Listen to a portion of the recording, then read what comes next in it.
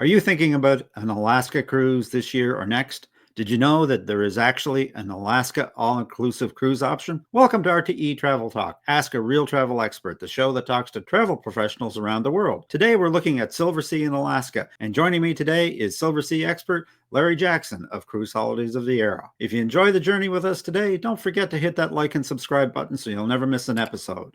And if this video's got you inspired, give it a thumbs up or drop a comment and join the conversation. It really helps the channel out. Thanks for being part of our travel community, whether you're a longtime fan or just dropping by. We really appreciate it. And now, on with the show.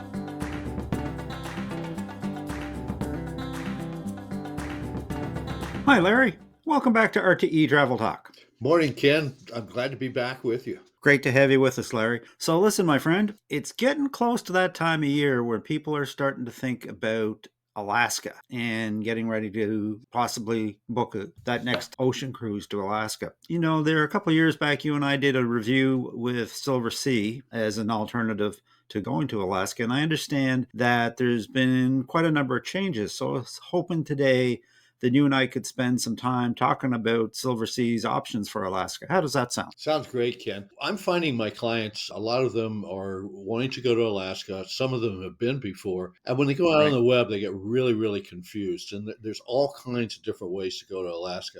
And basically, the ways to go are with very large ships with a lot of people, or your and I's favorite way to travel, very small ships. And I think that's a really great way to see Alaska. And Silversea has a very unique product in Alaska that is not as expensive as people think it is when we look at all the things that are included. And it's just a marvelous way to travel and to see that great state of Alaska.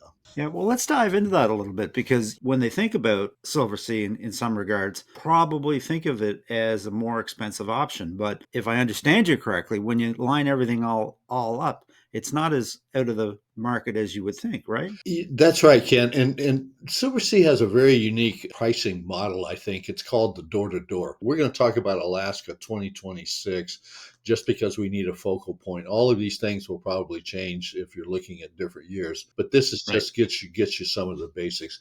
And I tell my client for Alaska, Silversea is going to pick you up in a black lane limousine at your front door, take you to the airport, and then bring you back in a black lane limousine, and everything will have been included. You will not reach into your wallet or take out your credit card during that entire time except to buy souvenirs. That unique type of pricing allows you to, I think, cruise Alaska for a very reasonable price, and is very comparable to what we see if you're going on another cruise line in their suite categories and you're adding in air excursions, butler service, all of your drinks, alcohol, gratuities, shore excursions, everything's included. And I have to think over and above that, there's also the size of Silversea ships. So it's kind of a more intimate experience as opposed to, you know, you're pulling up to Ketchikan on a Royal Caribbean ship with 2,500 people. How about 6,000? Yeah. Two ships are going to be in Alaska next year for Silversea. The Silver Moon, which has 596 guests and 500 crew Right. members, and the Silver Whisper, which is 396 passengers and 302 crew members. That's what really separates Silversea, I think, Ken, is just this level of service, attention to detail, the care that they give the passengers. And when you're going to such a beautiful place like Alaska, you want to be able to relax and all the details taken care of for you so that you can enjoy the scenery, the location, and you don't have to worry about any of these other things. And that's what really makes, I think, Silversea special. Now, because the ships are smaller, Larry, are they able to get to places that some of the larger ships can't? They do, Ken, but pretty much they're going to have the standard itinerary that we see in Alaska, and that's Juneau, Ketchikan, and Skagway. Now, the Silver Whisper has a little bit different itinerary. It's going to Valdez and Sitka. So I prefer that itinerary for people who've already been to Alaska. If you haven't been to Alaska, you probably want the standard cruise. And so the itineraries don't differ that much when we're considering Alaska. Everybody does pretty much that same thing. Now, Ken, I prefer to do the cruise starting in Vancouver and ending in Seward. Now, one of the unique things about being able to do a one-way cruise in Alaska is because we start in Canada, we don't have to stop in Canada in order to take care of the Jones Act. And Right. what that does is it gives you an extra port in Alaska. And so that's why I like to do it this way. The other reason I like to do this is Vancouver is a magnificent city. And it's the jewel of Canada as far as I'm concerned. It's just a beautiful place. What we like to do is to start in Vancouver, going a day early. Silversea has been using the Pan Pacific Hotel, which is really unique because the hotel is built on top of the pier where you're going to board the ship, and they have a unique situation in that the porters will actually, the day of the cruise, come get your luggage and your hotel room, and the next time you see it is in your stateroom aboard Silversea. And I think that's really cool. So we take the trip northbound from Vancouver and we wind up in Seward. And the reason I like that portion is Silversea offers a post-cruise train transfer from the Seward Pier up to the Anchorage Airport. And it's about a 3 hour, 3.5 hour train ride on some of the most magnificent scenery in Alaska. And so you don't need to go up and do 4 or 5 days cruise tour. It goes past 2 glaciers. It only goes through one town called Moose Cross, permanent population 6. And then you walk off the ship onto the train. It's really a great way to travel. And then it takes you right to the Anchorage Airport. That's the way I like to do Silversea in Alaska. Wow. Wow. Takes all the stress out. It does. And included is a transfer. So they're going to pick you up at the airport, take you to the Pan Pacific. The Pan Pacific is right in the heart of all the great things there are to do right there in Vancouver. In walking distance of some really great restaurants. And when they're not using that hotel, they also use the one across the street, which is the Fairmont Waterfront. They're just magnificent Yes. hotels, and probably outside of Four Seasons, Canada's best hotels. Now, if you like to plan your own air and you want to stay maybe a couple days later, or you want to pick another hotel, Silversea has another pricing option called port to port. And it basically includes all the things on the cruise that you would normally get on Silversea, but it leaves out the air and leaves out the Black Lane limousine and leaves out the transfers. So you would book all of those and put them together. You get a significant cost savings for doing that. Another thing about Silversea in Alaska is you really need to consult a travel advisor to look at all these different options that you have as far as price points are concerned. So it's not just a standard cookie cutter type of an operation. That's where a travel advisor comes in and can really make this a very, very special trip for you. No, exactly. So Larry, if I was to line up like a cruise on one of the more premium lines like Holland America or Princess versus the cruise that we just spoke about on Silversea, what do you think the main differences would be for people that are, kind of trying to compare? When you're comparing, one of the things you have to make sure you do is you got to be comparing suite to suite, because Okay. on the ships we were just talking about, the smallest balcony cabin is 387 square feet with a 64 square foot balcony. That's huge. It has a walk-in closet. It has a full jacuzzi bathtub along with a rain shower. It has butler service. It has a stocked bar, a stocked mini refrigerator. You got to make sure all of these amenities are in the cruise you're comparing it with. All of the specialty restaurants, except for 2, are included also with Silversea. There's just so many extras that happen that you don't get in the other cruise lines. You got to make sure that you're comparing the same price points.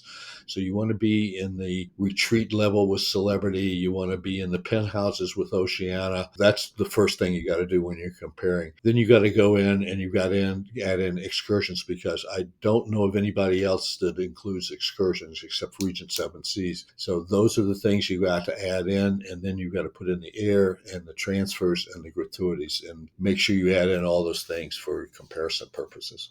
Oh, exactly. So if I hear you right, like a Holland America or Princess, no matter what, is going to be plus, plus, plus. Yeah. Where as opposed to Silversea is everything's pretty much all packaged together. And it's right there in front of Now, you. It yeah. makes it really from that standpoint. Larry, you've been on Silversea, and so have I. But you've in particular been on Silversea in Alaska. In terms of the overall vibe, taking that smaller ship in Alaska versus one of those larger ships, What do you think the main difference is? I think where you dock has a lot to do with it. The Silversea smaller ships are going to be closer to town, closer to the center of town because they get those docks. And I don't know why, but Alaska cruise food just seems to be a little, I don't know, plain. But with Silversea, Ken, they have this menu, and I don't know if you remember, but when you go down to the main dining room, they have every 3 days they have a menu that's it's about I think it's about 7 pages long, but on the last page is one menu that's there every night, and you can have a 14-ounce ribeye, you can have a lobster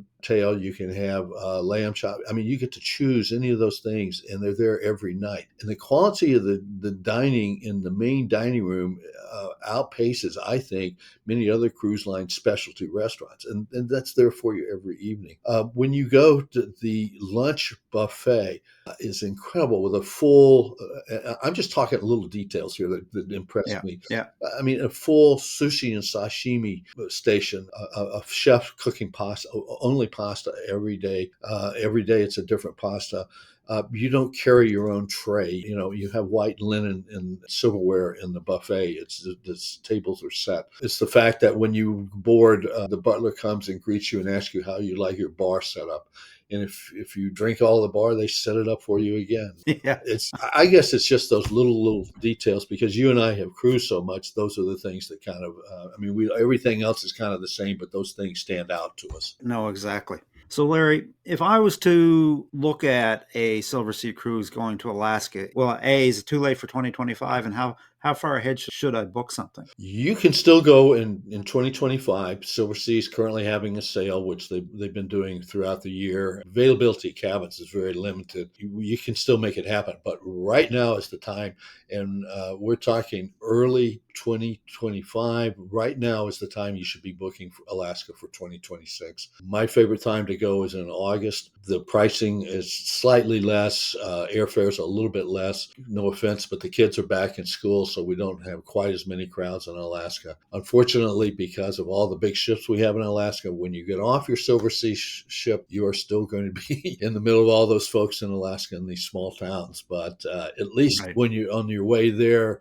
and when you're leaving, you're going to be in unparalleled luxury that you're going to remember for a very, very Yeah. long time. So, in thinking about that, your favorite time is just almost on the start of the shoulder season, end of August, Yeah, first couple of weeks of September, yeah. and the weather's still good at that time. The weather's And good, and the salmon are starting to run. The salmon have been running later and later every year, and yeah, so they're starting to run in late August now. And that's really a fascinating time in Alaska, as far as I'm concerned. fantastic, fantastic. So, Larry, another thing that's been on my mind is I think Silversea is really good at it is these kind of flexible itineraries. Now, most cruises in Alaska are 7 days, but I've also heard of 14-day voyages and that sort of thing, or back to back. Can you speak to that? One really nice thing that Silversea has is they have the two itineraries, two 7 day itineraries, and they're both very, very different. Really? Yeah, the second itinerary that goes to Valdez and then goes to a place called Icy Point Glacier. And we went there last year. What a glacier! What a glacier. Now, normally we go into like Hubbard, College Fjord, and those. Icy Point has three glaciers and it cruises into the largest national park in the world. It's several miles, several square miles. And Silversea is the only cruise line that goes there. So you talk about being all by yourself in this three glaciers. As you look out off the deck, there are three glaciers sitting there. So you can combine that with the standard Skagway Juneau and combine the two cruises.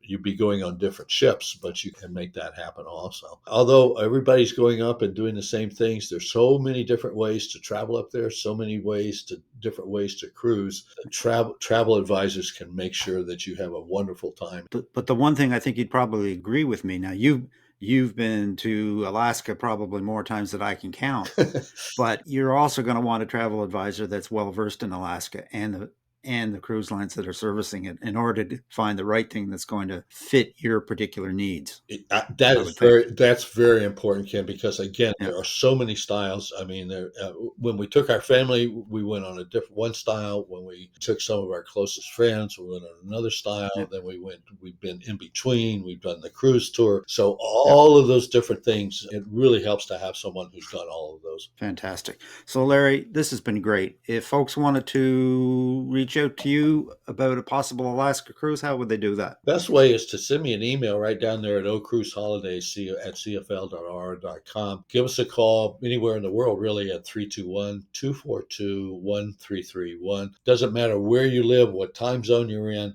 We have booked cruises I guarantee you, we have booked cruises in your area. So please give us a Super. call if you're considering Alaska anytime and let us give you advice on it because we'd be happy to do it. We love to share our knowledge and our experiences. Super. I'll leave that contact information in the description for those folks that might like to reach out. But as always, since I like to live vicariously through all the folks I get to interview on this channel, I have to know where you and Linda are off to next. Are you going? Is it Alaska next on the list, or where are we No, going? we're going to Bordeaux, France, with All AMA right. Waterways, and we're going to do a cruise in Bordeaux. I tell everybody you could probably do this cruise by bicycle in about a half a day, but we're going to take 7 days to do it, and we're going to go to the wine region, and we're doing this for a lot of different reasons. AMA Waterways was one of the first river cruises we ever sailed with, and one of the first ones we ever booked back 21 years ago, and I want to get back on board, see how they're doing, make sure everything's still up to speed. So when we put people on there that we know they're going to have a good time. I'm really looking forward to getting back to France and just enjoying the countryside. I've heard really great things about river cruising in France, so we'll have to have you back to regale Yeah, us with your adventures. How's yeah, that maybe sound? we'll do that then. Let's do that. Well, with that, Larry, I'm just going to wish you and Linda safe and happy travels and all your future cruises and destinations. May the wind always be at your back, and I hope to see you on the Lido deck of Silversea ship sometime soon in the future. Thank you, Ken. Always a pleasure. Take care. And that about wraps it up for today, folks. A very special thanks to my guest, Larry Jackson of Cruise Holidays of Viera. If you'd like to reach Larry or one of his team, I will leave his contact information in the description. If you'd like to reach us, you can send a question to questions@realtravelexperts.com, visit our website, realtravelexperts.com, or simply leave a comment. We always respond. And as always, folks, if you enjoy this content, a like, subscribe, share, and a ring of the bell is certainly appreciated and helps us to spread the word. So until next time, happy travels.